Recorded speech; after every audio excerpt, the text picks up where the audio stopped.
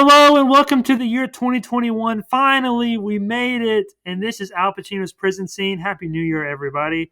I'm Thomas, and with me is Jake, and today, of course, we are talking about the Teenage Mutant Ninja Turtles, the 1990 movie, not the newer one or the one that's also kind of new but old now that was animated. 2007, isn't it? I don't know.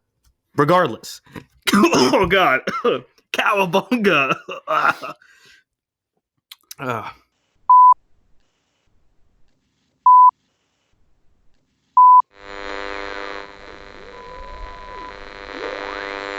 Calling all Autobots. This is Optimus Prime. Megatron is interfering with our broadcast once again. He is attacking our karate teacher, Master Splinter. Fortunately, through advanced technology, we have become better prepared for his attacks. You have been warned. Autobots, roll out!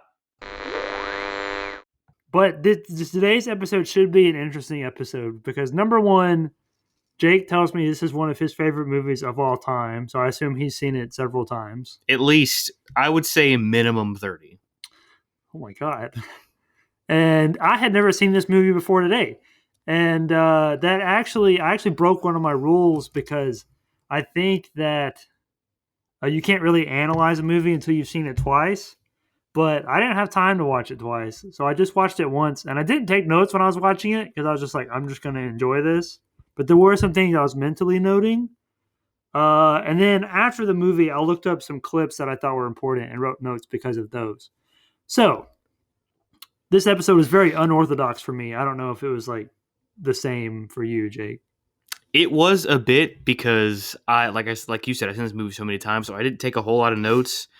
As you can see, I wrote out a few things, but I was kind of putting together what this movie was about while I was watching it. But that being said, it's time for the recap. We'll see how this goes because, like I said, this was my first time watching it, and I was kind of tired close to the end, so I don't know if I picked up on everything. But anyways, the beginning of the movie, it opens with some news lady. It's not April, but there's some news lady who's like, there's a lot of stuff getting stolen, and no one knows who's stealing it. And, yep, that's happening. So at first I thought it was the Ninja Turtles, but it's not the Ninja Turtles. It's the Foot Clan. And then at some point, the Ninja Turtles start doing ninja stuff. And they go down in the sewer, and Splinter's like, don't go outside when it's daytime. And they're like, okay. And they order a pizza, and the pizza guy's late, so they get a pizza for free. And they're going, oh yeah, they dance. And then so at some point, either before or after that, April O'Neil is like, I'm a news lady and something's happening and no one wants to listen to her. And she goes and talks to the police chief, and police chief is like, stop bothering me. And she's like, no, I'm going to keep bothering you. So then he's mad, but then she gets attacked by the Foot Clan, and Raphael saves her because earlier in the movie he had lost his sai and she had it because she had it. And so he was going back to get the sai, but then he had to save her and brought her to the Ninja Turtle hideout under the sewers. And then she's like waking up. She's like, I'm dreaming. And Splinter's like, no, you're not dreaming. These are my sons. They're turtles. And she's like, whoa. And so then she takes the turtles to her apartment and gives them frozen pizza. And then she's like, okay, thanks for coming. And then they leave. But when they go back to their hideout, it's been trashed and Splinter's gone. So they're like, oh no. So they go back to April's place. They're like, hey, our dad's gone. And she's like, oh no. So then she goes back to work and is like, yeah, police guy's not doing anything. So then police guy calls her boss and is like, hey, we had a deal, man. I give you take care of April, and then your son doesn't go to jail because Boss Man's son is a part of the Foot Clan. But nobody knows that. He's trying to be a part of the Foot Clan. And then Raphael gets mad because he has anger problems, as established earlier in the movie, which I didn't. And he just, anytime he gets angry, he just goes, "Damn." Yeah, he says that a lot. But him and Leo have an argument, and Leo's like, "Well, we don't even need you." And Raph's like, "Okay." So he goes and does karate alone on the roof for some reason. And Casey Jones is watching him from afar away. He's like, "What the?" Because earlier in the movie, Casey Jones and Raphael had a fight. For some reason. Cricket. Nobody understands cricket. You got to know what a crumpet is in order to understand cricket. And then Raphael fights a bunch of Foot Clan guys, and he's like, "How you gonna beat me?" And then a bunch more of them show up, and he's like, "Oh, that's a good plan." No, he goes, "Good answer." But then the Foot Clan like crashes through the roof into April's apartment, and then all the other Ninja Turtles are like, "Oh no!" And then they gotta fight all those people, and then they fall through the floor into the antique shop, and then the like guy who's not wearing a mask, I don't know his name, but he shows up, and then Casey Jones shows up, and then they just run away, and Raphael is knocked out. April got fired. No, but there also is a fire. Yeah, but April did get fired. Oh no! So then they go to April's dad's house, I think. I don't remember. And then April's like drawing pictures, and she's giving voiceover narration for some reason. And then Raphael wakes up, and Leo's like, "I'm sorry," and he's like, "It's okay." And so then they sit at a fire, and Leo's like, "I hear Dad," and they're like, "Yeah, we all hear Dad." He's like, "No, I really hear Dad." So then they go back to their hideout. And then they hide there for a bit, and Danny's there because he's been talking to Splinter, and now he feels real conflicted about life because he's the one who sent the Foot Clan to Splinter in the first place, and he was hiding in the cabinet. But he goes back to Splinter, and Casey Jones follows him, and then Danny's like, Danny doesn't do anything. Then Danny and Casey save Splinter while Shredder goes to the other turtles, and then they fight on the roof for a bit. And then he's like, got Leo about to kill him. And then he's like, "Everybody drop your weapons or I'll kill him." So they drop his weapons. He's like, "Hi, you idiots." But then Splinter's like, "Oh, I'm still here." And he's like, "Hey, I remember you. You're that rat of that guy I killed and I cut your ear off." And then Splinter's like, "Well, you are going to die with no honor." And then he falls off the roof and the movie's over. And then Casey and April kiss. And then the turtles go cowabunga. Well, no, Splinter goes cowabunga. Then they go cowabunga. Yeah. With their 3 fingies. Yeah. And that's the movie. I probably skipped over some parts with Casey Jones, but he's got long hair, so, you know. And he wears a ski mask, so that's basically all that matters. But before we get into analysis, Jake, I know you say you've seen this movie several times, but I am curious to know, how familiar are you with the actual history beyond these movies of the Ninja Turtles? Not much. Okay, I know they fight Batman. I know that's after this. Well, that's part of their history, though. I'm talking about before this. Oh, prehistory. They were as a TV show. Okay. Well, I just something that I want to talk about Turtles before we Turtle Power delve into deep meaning analysis. Is so I have seen every movie version of the Ninja Turtles. Well, I haven't seen the 90s ones, except now I've seen the first 90s one. But I saw the animated one that's just called TMNT, and then I saw the Michael Bay one. And I've seen... There's 2 of those. Yeah, I've seen both of them. And then I've seen parts of all of the cartoons, but not like all of any of them. And I have to say, I really enjoy every single iteration of the Ninja Turtles. Dude, I don't know, something about it. Ninja Turtles are awesome, man. What other series has Ninja Turtles? Power Rangers, probably. Well, they have other reptiles, but not turtles. You don't know. I do know, actually. I'm pretty sure there was a turtle in one of the many Power Rangers episodes. Nope, that was a tortoise. Okay, whatever. Anyways, but I haven't ever read the comics, which is where Ninja Turtles started. And I was actually familiar with some of their history before today, but I watched this dude on YouTube. I watched the first 2 parts of a 4-part series. He's talking about the history of the Ninja Turtles, because I only need to know up to this movie. But I was curious to know if what I thought was correct, and it is for the most part.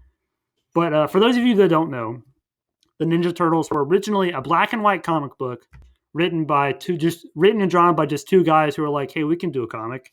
Banksy and Holden. No. And so they were like, "We can do a comic," and they were like, "What's cool right now? Daredevil is cool, and Karate Kid is cool. So let's mix them." Yeah, so they mixed them, and the Ninja Turtle comic is almost directly a parody of Daredevil, which I already knew this. For those of you that don't know, Daredevil is a ninja. He fights the Hand, and his mentor is Stick. And in his origin, he gets blinded by some ooze, in quotes, because it's not called ooze in his comic. Yeah. But in the original, you can look this up. In the original Ninja Turtles comic, they actually show Daredevil getting blinded by the ooze before it rolls into the sewer and gets on the turtle. So, that's quote unquote canon within the Ninja Turtles comic that it's the same ooze. But Ninja Turtles mentor is Splinter, whereas Daredevil's mentor is Stick, because Splinter in your finger comes from a stick. And then the Ninja Turtles fight the Foot Clan, and Daredevil fights the Hand Clan, or it's just called the Hand, but both parts of the body. So Ninja Turtles is very clearly inspired by Daredevil.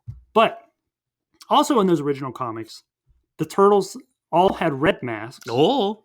And they did have personality, but not to the extent as a TV show. And in the video I watched, it said that Michelangelo was like hardly even in the comics, even though there were always 4 turtles. Michelangelo didn't really have much to do, which is interesting because to me, Michelangelo has always been my favorite turtle. I don't know what your favorite turtle is, Jake.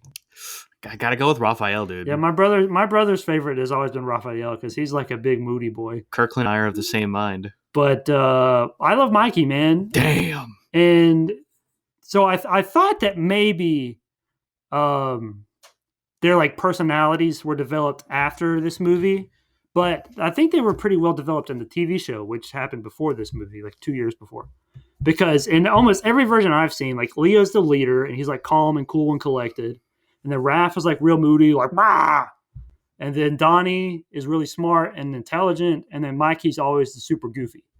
But in this movie, they were all pretty goofy for the most part. Raph is still moody, and Leo is still like kind of cool and collected. He's still the leader.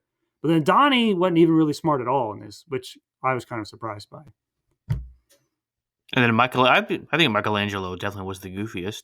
Yeah, he was the most laid back. I will say this movie, the 1990 movie, they all seemed more like teenagers than in any of the other versions I've seen. Well, because they all even Raph, they all kind of act goofy, and they fight with each other like brothers would. Yeah, but I guess that's my brief, maybe not so brief, history lesson of the Ninja Turtles. They got their different colored masks and increased personalities in the TV show. Also, April O'Neil was apparently a hacker in the comics, and then she became a news reporter in the cartoon, which has carried over in every iteration since, as far as I know. Although in the original Nickelodeon series, she was a news lady, but I think she was also kind of smart computer person too. But, all right, yeah, that's the history. Okay, so now that we've got an extensive lesson, Thomas, what do you think this movie's about? Well, first of all, I think there's a pretty clear message this is about. So I'm kind of surprised that you picked this for our Doesn't Mean Anything podcast. What do you mean? Because I think very clearly this movie is about fathers. But then even like larger than that, everything that this movie folds into is the duality of man, which is primarily seen because Splinter and Shredder all like both pretty much give the same speech, but like with different views. And the Foot Clan and the Ninja Turtles are very much like two sides of the civilization. Well, sure, there's that. That's obvious. But Thomas, let's dig a little deeper, huh? Let's think about the corruption of youth through media. Then talk about it. Well, that's kind of I wanted to go along with that, but there was not a whole lot to begin with. I think the intro montage definitely like talked about this a lot because every kid we see in this movie is part of the Foot Clan, and what they're stealing is like TVs and stuff. Yeah. So it kind of almost felt like who made this movie? Who produced this movie? Miramax? No, New Line Cinema. Them. I kind of felt like. What are you doing? Don't worry about it. Keep talking. It kind of felt like maybe they were like trying to at some point like be like TV's right in our kids' brains. It's all bad stuff. But then as the movie went on, I was like, okay, maybe not. See, but even like you say, it's the media corrupting the kids. It's not the media though. It's just Shredder. Well, you're right. That's why it kind of fell apart. Which you could argue that that's like foreign culture. But that's also kind of racist. Whoa. But there are a few instances in here that's like, okay. Because when, I think the second time the Foot Clan attacks April O'Neil, she goes, what, am I late on my Sony payments? Oh, okay. I didn't realize what she said. Yeah, she I thought she said said soda. no, And I Sony was like, payments, as in the why? Japanese Yeah. I was trying to media figure out industry. why the Foot Clan's outfit's related to soda, but I No, guess that makes sense. And then the Officer Stearns is like, these daygum Japanese Americans, and the immigrants can go back to where they came from. So maybe this is a xenophobic movie. Well, I'm going to disagree with that because of the whole message of this duality that I'm talking about. Because, all right, so I'm going to read the two quotes from Splinter and Shredder. Splinter is the rat mentor of the Ninja Turtles. If you don't know that by now, I'm sorry, you're an idiot because, come on.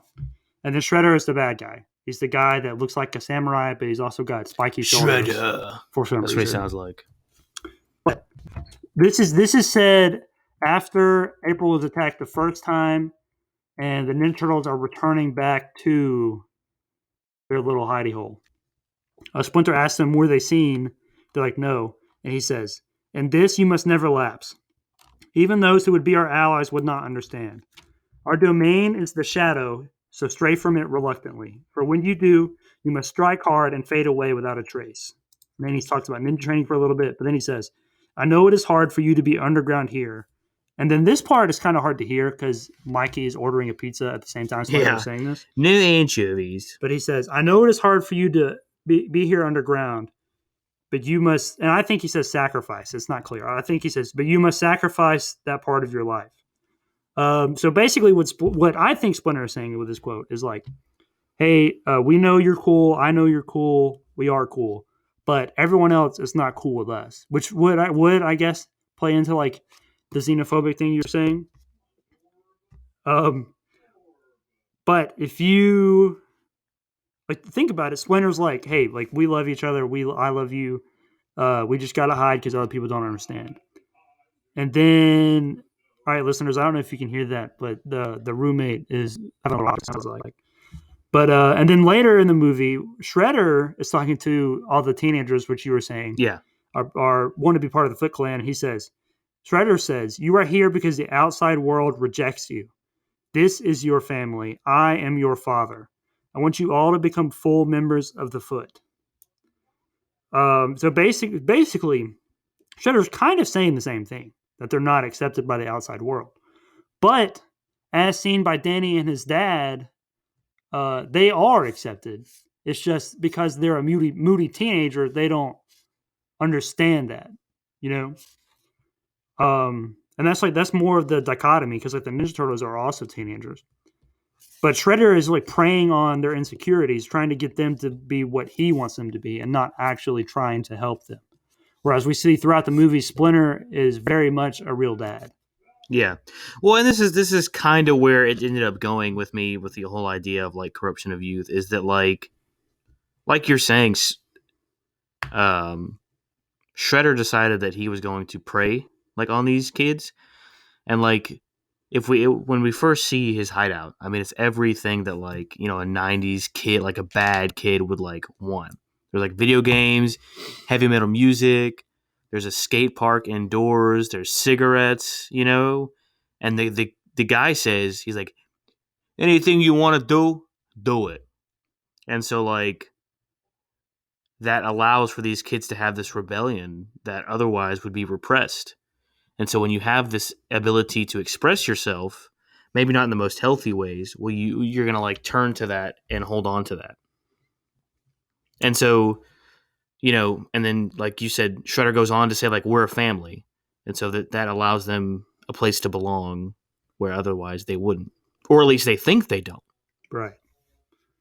That kind of relates to something I was learning in my psychology class the other day. I don't remember it exactly, but it was talking about how like not necessarily neglect, but parenting style that allows your kid to be more free and independent will create better personality traits in them than if you were like bearing down on them all the time. But it's interesting because like we talk about this freedom, and yet the Ninja Turtles don't have this freedom, yet they are obviously the good guys here. Whereas the Foot Clan kids do have the freedom, and they're the bad guys. Well, I think the Ninja Turtles do have the freedom. Quote-unquote bad guys.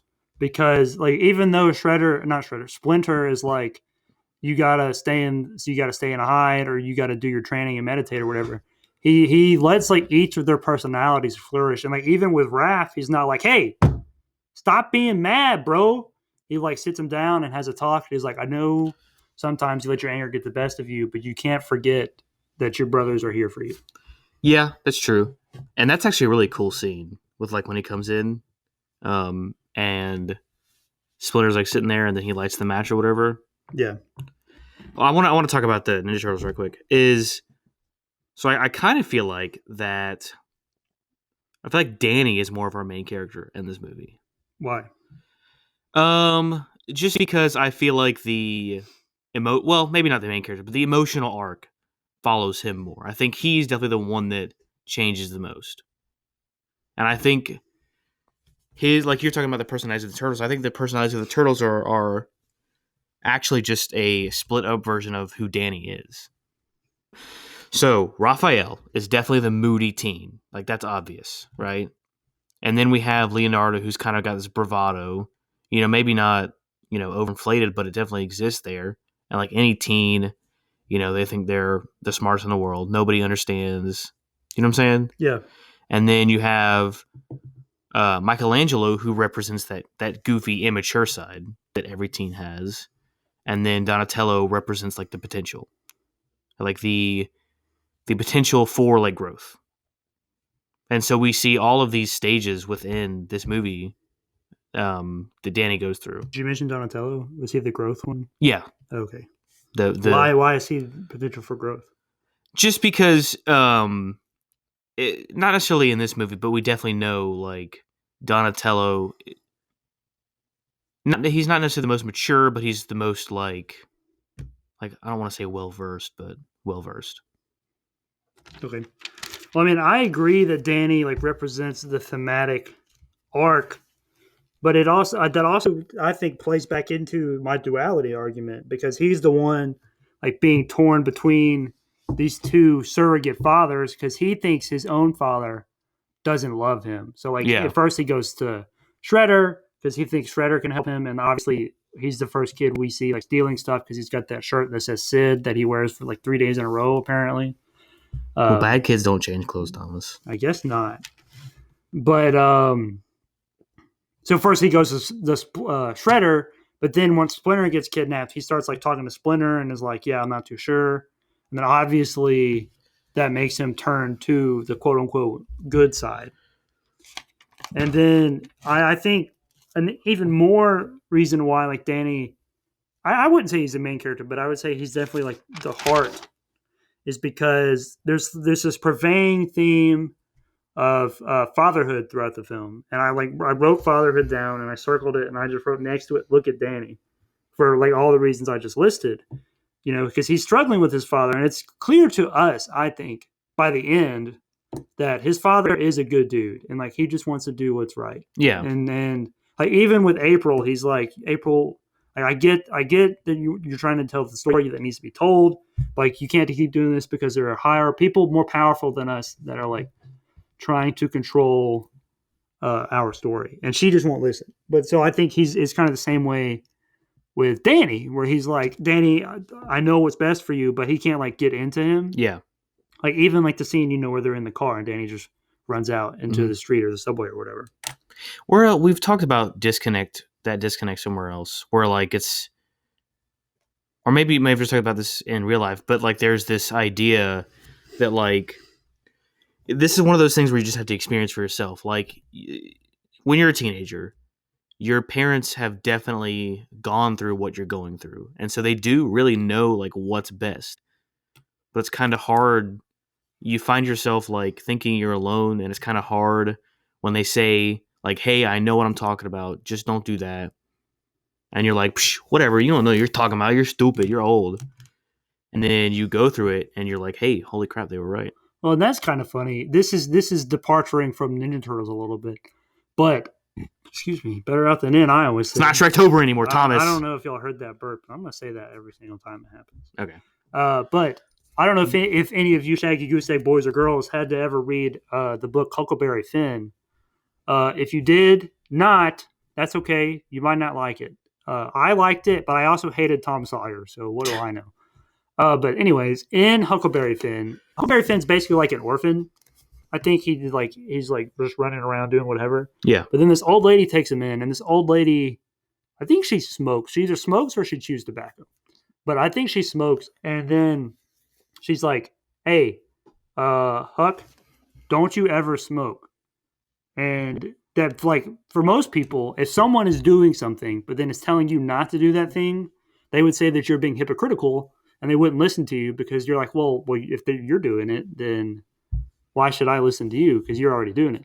But Huckleberry Finn proposes that when someone is hypocritical, that's when you should listen to them, because she has smoked and she knows all the bad things that it's done to her. So then she knows that if you smoke, it's going to do the same bad things to you. So, like, I think about this a lot. It's the one thing from that book that stuck with me, other than the part where When did you read this? in like 10th grade, it's like 6 years ago. Like 4, but I don't know. I don't have to say math anymore. But that's the one part of the book that like really stuck with me, and I think about that a lot, about how like it makes this case for hypocrisy, because he's right.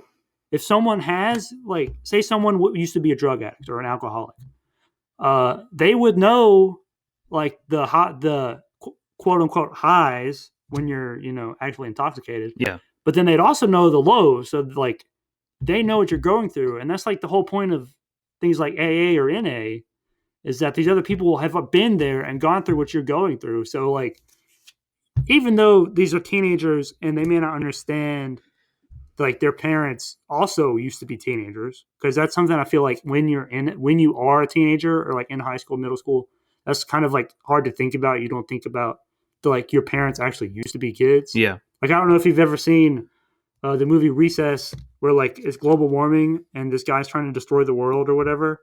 And then the kids have to team up with the teachers to take that guy down. And the teachers are like, well, we used to be kids too. Or like in Codename Kids Next Door, there's one episode where like the dad remembers that he used to be number one.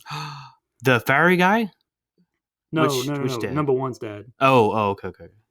And so like there's several pieces of media that showcase that, like, hey, your parents used to be kids too. So like, as Jake said, they know what you're going through, and you should listen. What do we want to call this? So that was a really long-winded way to get to that point that was already made, but it had to be done. It did. I don't know what to call it. Maybe like the actualization of time, maybe, or like the cognizance of time or something.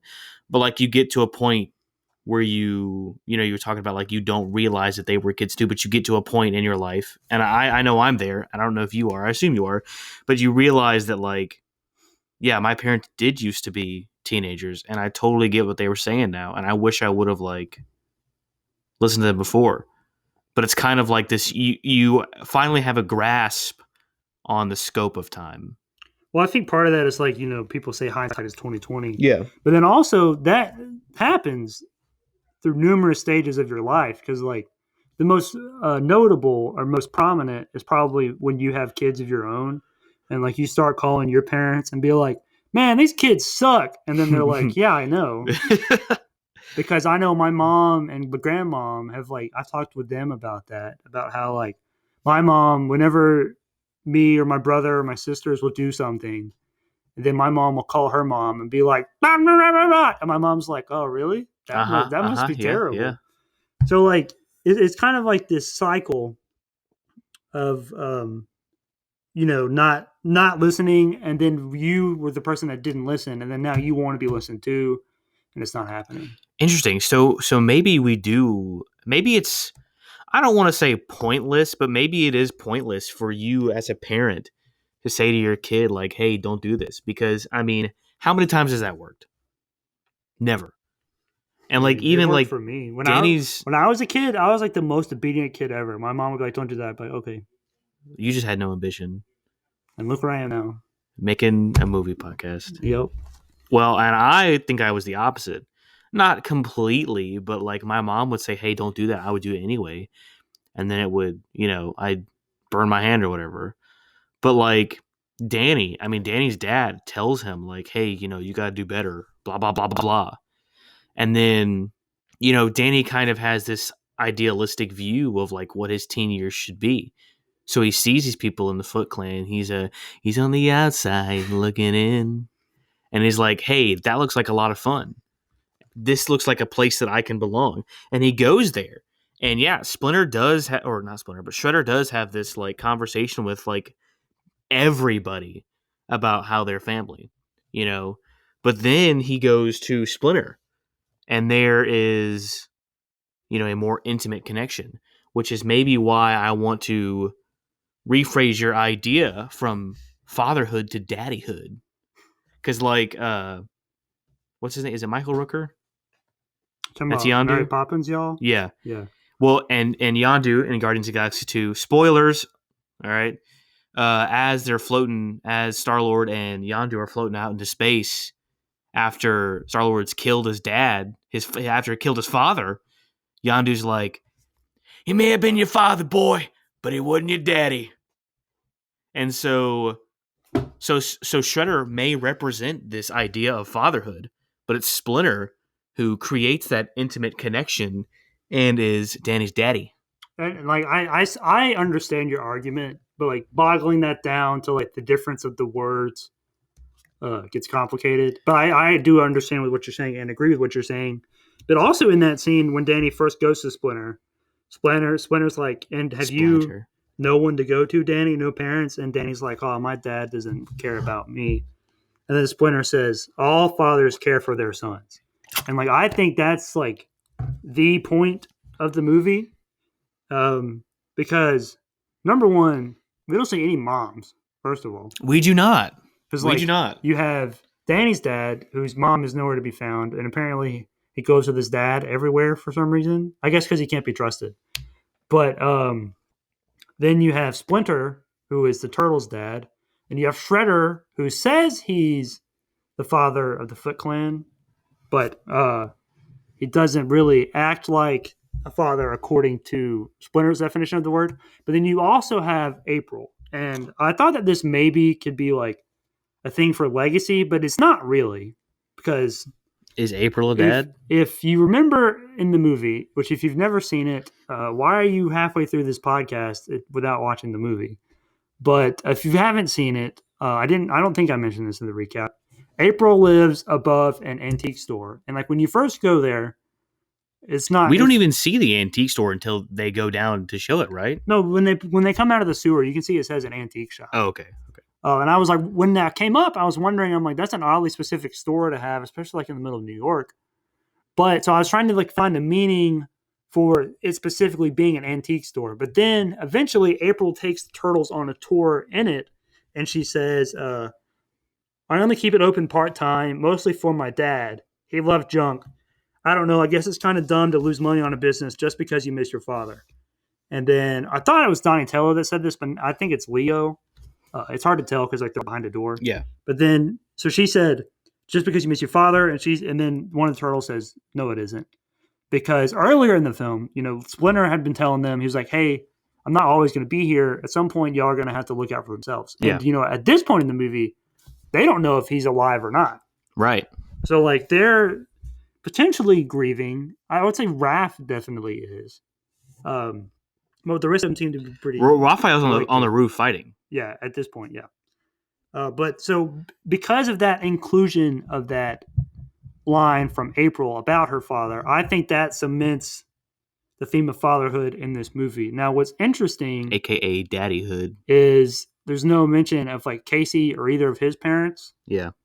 So I think like if there was that also, that would have, you know, really hammered it home. And I know he's back in the third movie, so potentially there could be something there. No. Okay. That's the Secret of the Ooze, isn't it? Yeah. I haven't seen the second or third one. But the third one's about time travel. Yeah, but they were in that recap video I watched. Also, the actor for April O'Neil changes, apparently.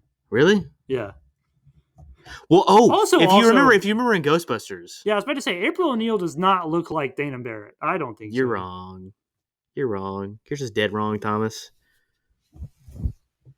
Is that what you were going to say? What? You said that if you remember in Ghostbusters. Yes, that's what I was going to talk about. How April O'Neil is, what's her face? Dana Barrett. Yeah. Yeah, I don't think they look alike. I could see it with like the curly hair. Well, you're wrong. But that's because she's just a time traveler. And now that we have established that there's time traveling in the world of Ninja Turtles and Ghostbusters, and Ghostbusters, yeah. So I think it's totally possible because she could just be a different age, Thomas. She didn't have to be the same age. No. Well, you're wrong. But yeah. So I don't know. I forgot. I didn't think of any other meaning specifically for it being an antique store because that's like old stuff. Well, I mean, the art of what are they? Karate? No, they do ninjutsu. I think. Okay. Well, the art of ninjutsu is super old. So maybe that's just but I was trying to think of like a thematic reason, but I don't think there really is one. Well, I mean, it could go back to the idea of legacy. Well, so I wrote down legacy, but I don't know if that really. Well, like in an antique store, it's a collection of like old shit that people have like kept, and so they're like, when you buy something from an antique store, you're not only buying the item, but you're buying the history that comes along with it. Okay, so it could be like kind of going beyond fatherhood and just family in general. Tradition, maybe, or like something that is passed down. If you're buying because Mikey has the line, "Man, this store has everything." So, you'd go in, you'd buy something, and it's old, and like you're saying, it has a story to tell. It'd be like if you had a family heirloom that's like sitting on your shelf or something, and then your grandson's like, "What is this, Granddad?" And you're like, "That's your great grandpappy's double barrel shotgun or whatever." And it's like it's got a story to you, but it doesn't to anybody else. And I don't know if that actually has to do with anything, but that's something. I get what you're saying, but I mean, if we're trying to make this connection, then yeah, I think legacy. Well, I just thought it was interesting. Like they chose an antique store. Like that wasn't like it could have been just like, oh, we need her to have a store. And they're like, why not an antique store? That's highly possible that's what happened. Well, maybe, but I find that hard to believe. Maybe it adds to the uniquity that like is present in the whole like, they're Ninja Turtles. Because you mentioned earlier his line, doesn't it say something about uniqueness? I don't know. And he's like, "You are my sons, something unique, special." I don't think so. He says you're rejected by the outside world. Well, okay. Here we go. So the antique store doesn't get a lot of business. Oh, and they're antiques, so like nobody wanted them. Right. They're in the store. Right.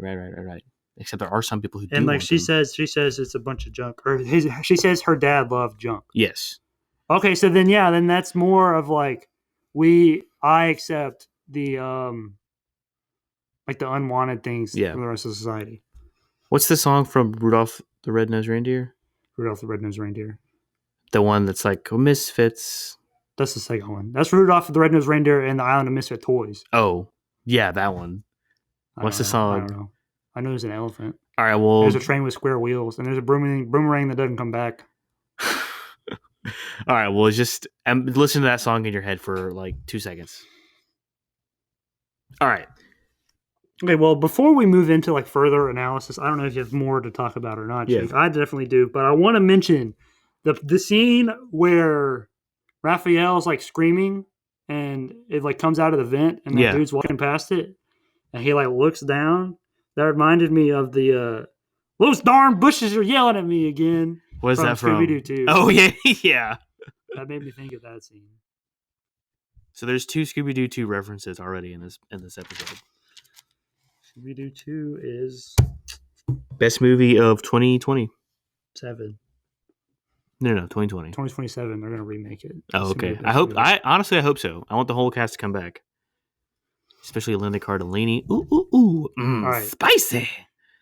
Well, she got a show on Netflix you could watch called Dead to Me. But she's not Velma, so I don't really care about that. She could be. You don't know. Hey, fair enough. Which I need to watch the Daphne and Velma movie. I heard it was bad. I heard it was bad, but I need to watch it. Do not. Okay. Do you have something else to talk about? I mean, I have something else to talk about. It's like a different thing, but I've been talking for a bit if you want to bring up something. Yes, go ahead. Okay. I mean, the only thing I could add on to would be the scenes between like Danny and Splinter, but we already kind of touched on that. So okay, so this is kind of like a different thing, but I guess it's still kind of related to maybe not fatherhood, but like family. And I wrote down apes together strong because ape no kill ape. Yeah. So if you're not familiar with the Planet of the Apes franchise, it's not the original one, and it's not the Tim Burton one, but the most recent one which Wait, started Tim Burton? Yeah, Tim Burton made a Planet of the Apes movie starring Mark Wahlberg, but we don't talk about it. Oh, It's wait, really what's bad. the original one? Because that's the one I thought was the original. There's one before then? From the 60s, yeah. What? Yeah. But anyways, yeah, Charlton Heston. Anyways, in 2011, there was Rise of the Planet of the Apes, which started this trilogy, which I think is a pretty darn good trilogy. The second two, James Franco, come on now. Andy Serkis. but the second and third ones were directed by Matt Reeves, who's directing the new Batman movie with Robert Pattinson. Ah, yes. So I'm really excited for that. Better out than in, I always say. But anyways, better out than in, I always say. So in those movies, Caesar has this line, which at first he says it's in all three movies. I think Caesar gets it from Maurice at the beginning, who's like the orangutan ape. Yeah, he's like the big one old with one. like the flat face. Yeah, probably not orangutan. I don't know. No, it's an orangutan. But anyways, they have the motto "Apes together strong," meaning, and then I realized that this is like the actual saying: "United we stand, divided we fall," which was, I think, also the tagline for Captain America: Civil War, because they're fighting, and if they divide, then they fall, and they lost to Thanos. That's why Thanos wins. Yep. But that's very, very, very. That's a prevalent theme in the Ninja Turtles movie. So I guess for this movie, you would be turtles together strong, but that didn't roll off the tongue like apes together strong, I think. But that could just be turts together strong. That's worse. That could be something though. But I think it also could be just because Caesar goes apes together strong, or whatever he sounds like. I don't know. It's more like a apes together strong. But it's a lot more breathy. There's several scenes in the movie that which one contribute Rise to or this movie. Okay, Teenage Mutant Ninja Turtles 1990, directed by somebody I don't know. But did you know that Jim Henson did the Ninja Turtle puppets for this? I did. They're not puppets. They're costumes. No, someone was puppeteering them from behind the camera, like the eyes and the mouth. I thought, isn't there somebody in the? Okay, there's someone in it. Then there's someone behind the camera moving the eyes and the mouth. What? And there's someone else did the voice. What the heck? That was in that history video. I knew Jim Henson I watched on YouTube. Did something. I didn't know he and did. Then this was the last thing he did before he died, apparently. Hey, what a way to go out. So I don't know who made the suits in the second and third. Okay, movie. well, they probably just reused the suits. They're all stinky. All right, so if you're not following us on Twitter, go follow us on Twitter. Once this episode is released, I'll tweet an image of what the Ninja Turtle costumes look like now. They are horrific. What? But back to Apes Together Strong, Turtles Together Strong. Turtles Together Strong. Iron Man was right. Iron Man, hey, you heard it here first. Iron Man was right. Are we both Team Iron Man? Yeah. That's good. Definitely. I'm glad to hear it. Okay.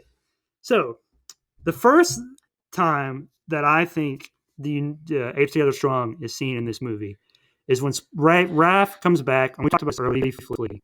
He's like being mad because he can't decide. And Splinter's waiting for him, and he lights the candle, like Jake said. And he has like this long thing. He's talking about anger. But then he says, "You are unique among your brothers, for you choose to face this enemy alone. But as you face it, do not forget them and do not forget me."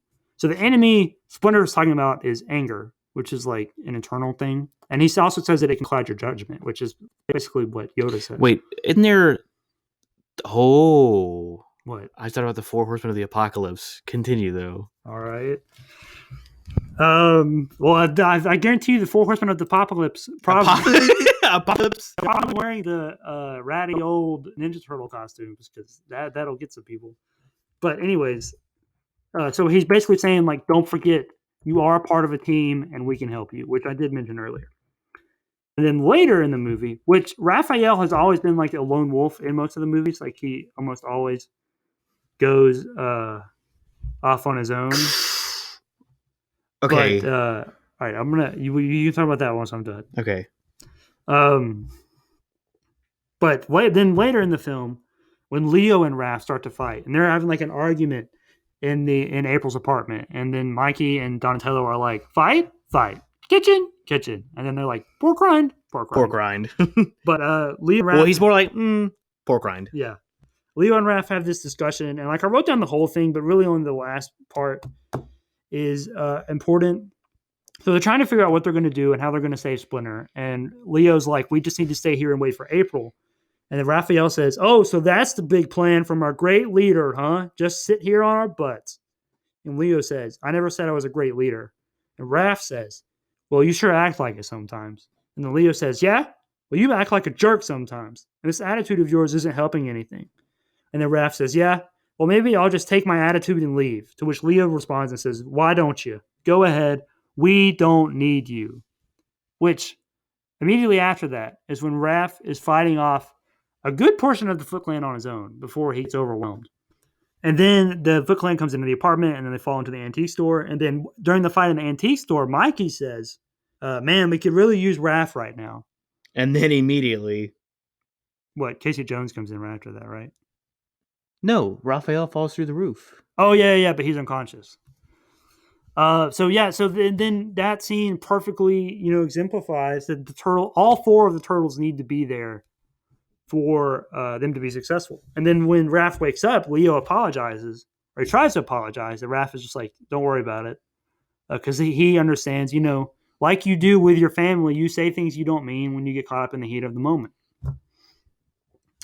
But the last thing that really hammers this home is at the end, the final fight with Shredder,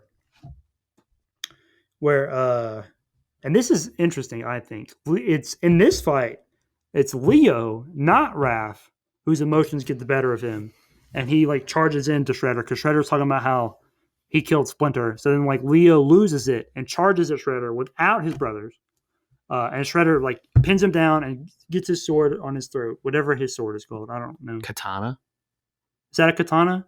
I'm pretty sure. Okay. I'm sure there's a more specific name, but like a hold on.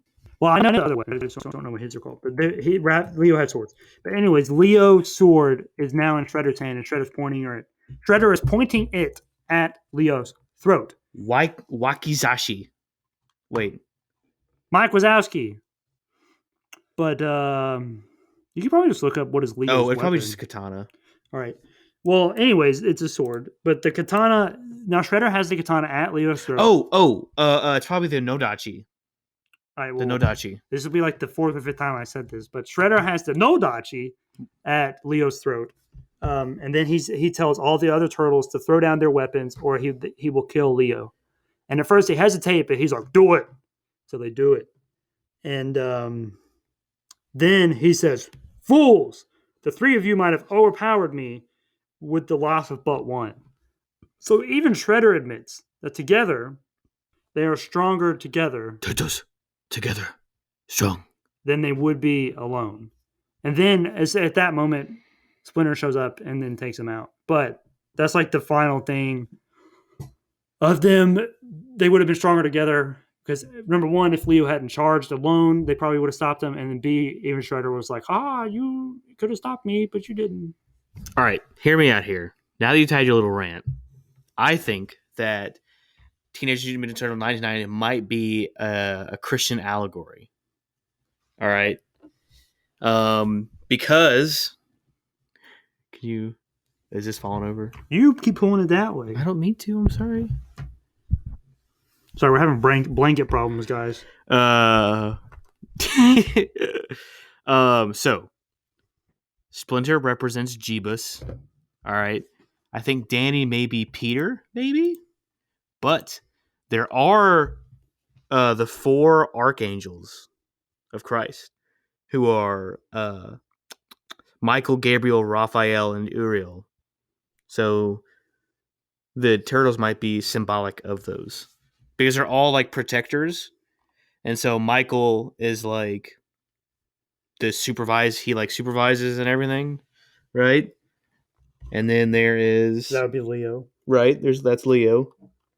And then there's Gabriel, who shows up bearing an important message. It says often appearing to those who need help with communication skills, blah blah blah blah blah.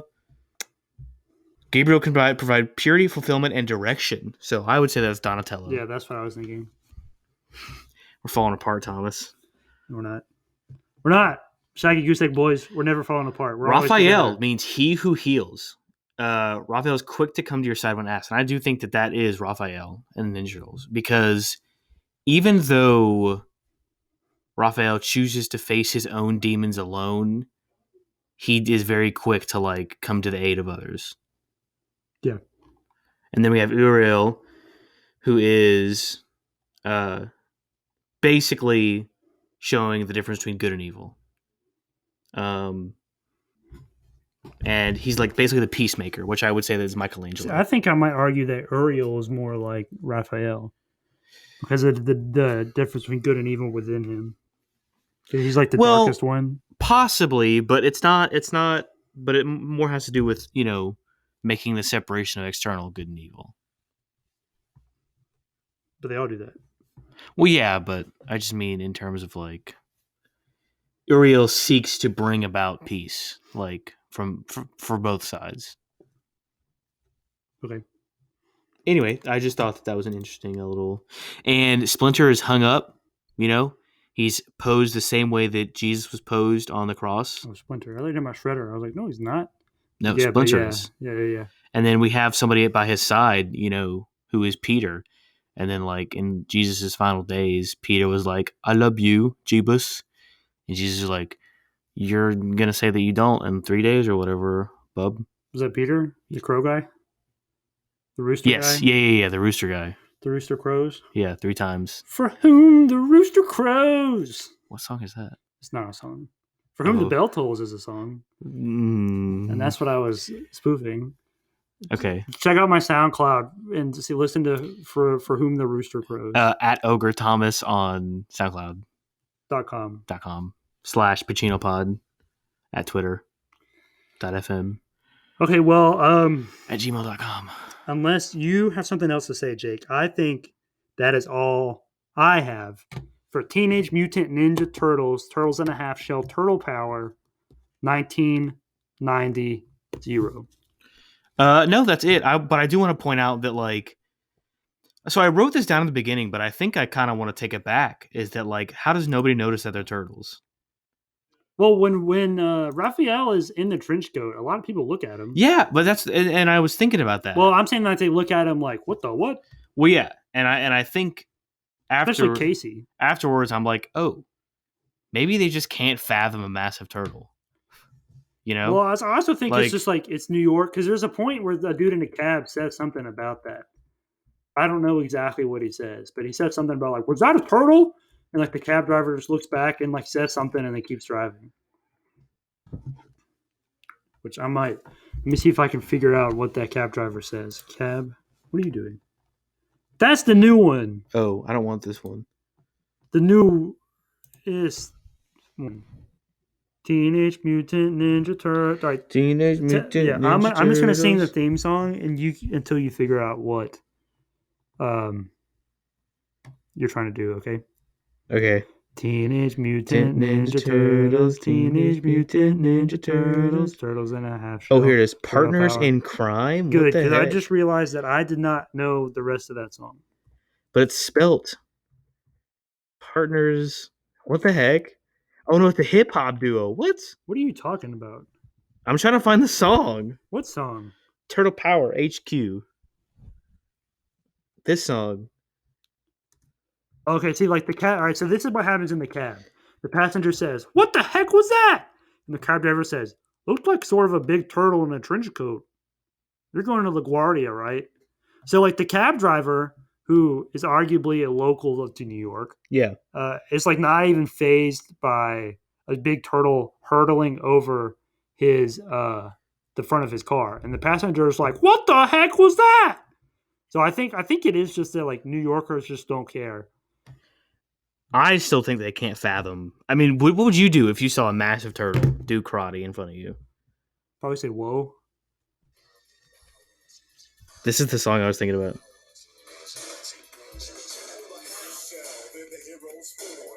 Was this written for the first one? I think so.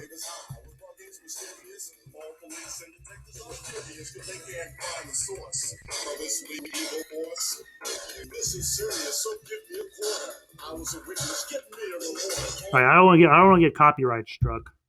But if you want to hear the rest of that song, pause this. It's called look up Partners in Crime with a K and a Y. Yes, it's like Krispy Kreme. I was about to say they're inspired by Krispy Kreme. Partners in KRYME-Turtle Power. I think I was going to say. Well, when I was in New York, I saw a dude get hit by a cab, fall down, stand back up, and just walk across the street. Okay. So like I Was he? legitimately I legitimately just think New Yorkers are just like, yeah, whatever. I'm walking here. Yeah, just as long as you don't bother me, I don't care if you're a turtle or a rat or a ninja or a So rhino. maybe there's has something to say about, or a warhog, isn't it a warhog? Yeah, Bebop and Rocksteady. Maybe there's something to say here about like acceptance. Like maybe New York, Well, New York is a character here, and so being placed in New York, if nobody cares yet you care what they think, but they don't care, it's like a weird like, you know. Well, I mean, even in the real world, like most American immigrants came in through Long Island, like back in the day. Yeah. So like New York has always been a melting pot of culture. So I think that could be said. I feel like we probably alluded to that, but never actually said it throughout this episode. Okay. Is that it? Yeah. All right. Well, I'm sorry to say, Jake, I don't think anyone blew up. No, absolutely no one blew up. Although we didn't even mention pizza. So yeah, we did. Pizza. Well, Shredder gets crushed. No. So that's worth like a 0.25. We don't even see it. Yeah, we do. No, we don't. We see Casey be like, "Oops," and then we see the thing go. Yeah, but we don't see him get crushed. Well, that's because he's in the thing getting crushed. Plus, I looked it up, and apparently he's back in the second one. Yes, he is. So he's not crushed. He did get crushed though. Oh, do you know who Sam Rockwell is? Nope. Oh, Sam Rockwell? Yeah. The bad guy, or one of the bad guys in Iron Man 2. Yeah. All right, so for those of you that don't know who Sam Rockwell is, he's Justin Hammer in Iron Man 2. For all you people that only watch mainstream movies, somebody get his bird. We asked for drones. But he's in this movie. Oh, wait, no, we asked for suits. Did you know that? Wait, who? As who? Sam Rockwell. Who? He's the head Foot Clan guy. Look up Sam Rockwell in TMNT. Not TMNT. Well, just look up TMNT. It'll be faster. Because I was watching it, and I was like, is that Sam Rockwell? And I looked it up, and it is. Yeah, that guy right there. That guy. What? He's like the guy that's like, yeah, we're family, man. And Casey Jones is like, you're not a freaking family. What the heck?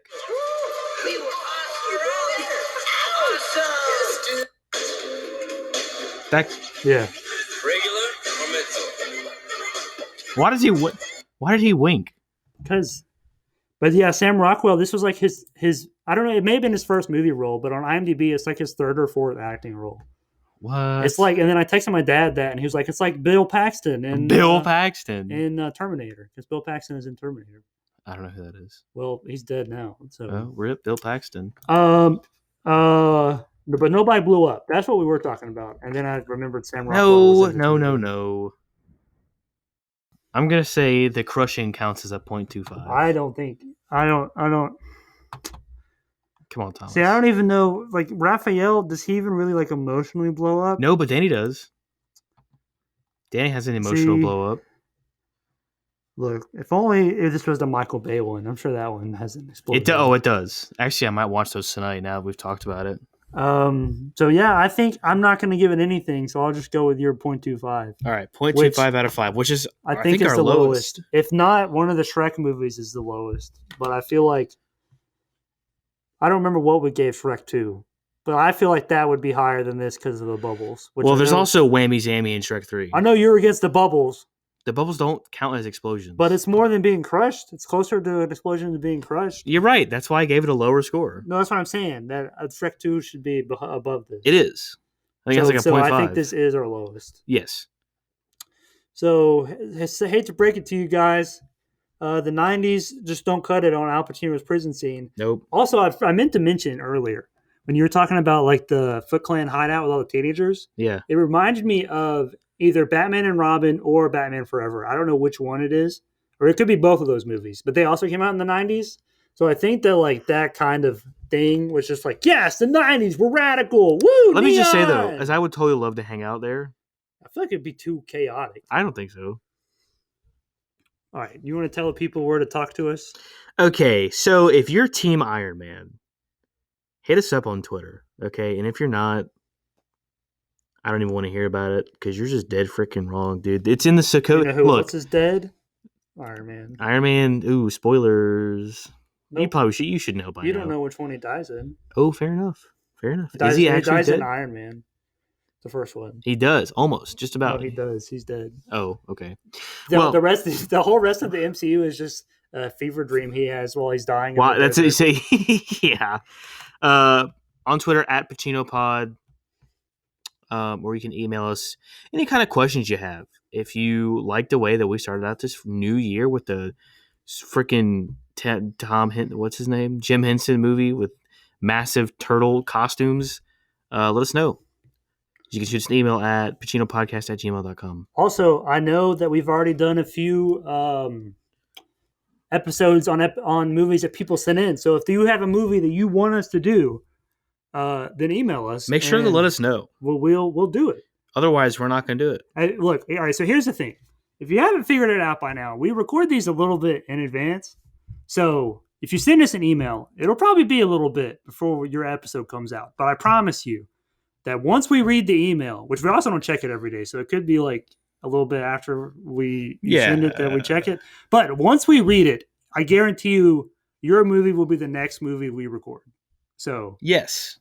So send them in. Tell us what you think is a movie that's like, well, they can't get anything out of this. Not out of this one. Hey, we got something out of Transformers, which is... And we'll do it. So, Stout and Sauerkraut, I guess. I want to think of a turtle Stout and Sauerkraut. Stout and Sauerkraut, I guess. All right, get this fucking blanket off me. How do you stop this? Let me see. Stop. Okay.